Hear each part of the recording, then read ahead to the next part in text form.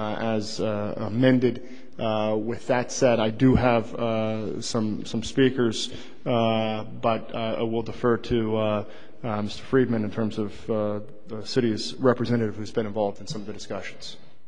Mr. Chairman, and before I do that, obviously, committee member, Supervisor Dufty. Sorry, Mr. Chairman. I just procedurally want to know, I believe there's a special order at 1:30, and so I just wanted to understand, since there's a large number of people here, what your approach was going to be. Are we going to start this item and finish it, or how will we handle it as relates to the special order? I'm hoping that we'll be done with this item at 1:30.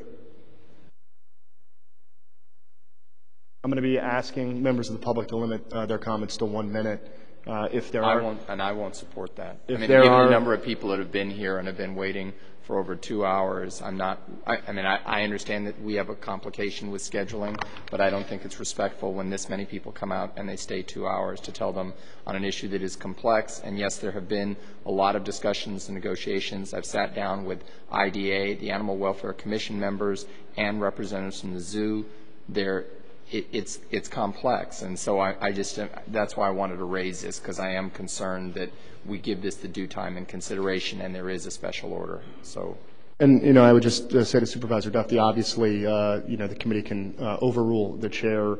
I think that there are complex issues. If there are members of the public, after speaking for a minute, who are not finished with discussing complex issues, obviously, any member of this committee can engage an attempt for the information of the committee in terms of the decision-making process to bring that out. But let me tell you what I think is happening, Supervisor Dufty. And I've been around for 7.5 years, and you for just 2 years short of that. This is an item that is charged at the end of the hearing last week. I did not believe, based on my assessment and knowledge of the issue, that there would be a resolution or a compromise reached, because I think there's competing visions for the zoo.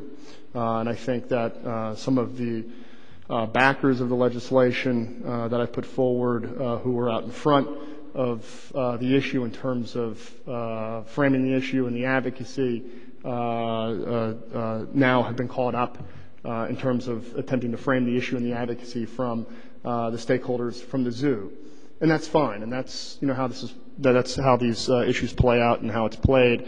With that said, I would be shocked if I hear anything today that I haven't heard already or hasn't been, a part of the discussions that have happened between our city's representation, the zoo, stakeholders, and the community. And while I want to be respectful of folks who come to participate in the process, and why I will always demand that people have the ability to participate and that the law is followed, I'm also not going to go out of my way to give extra time for an entity that's basically looking to challenge legislation that I'm an advocate of. I'm not going to go out of my way to give them a forum to oppose me.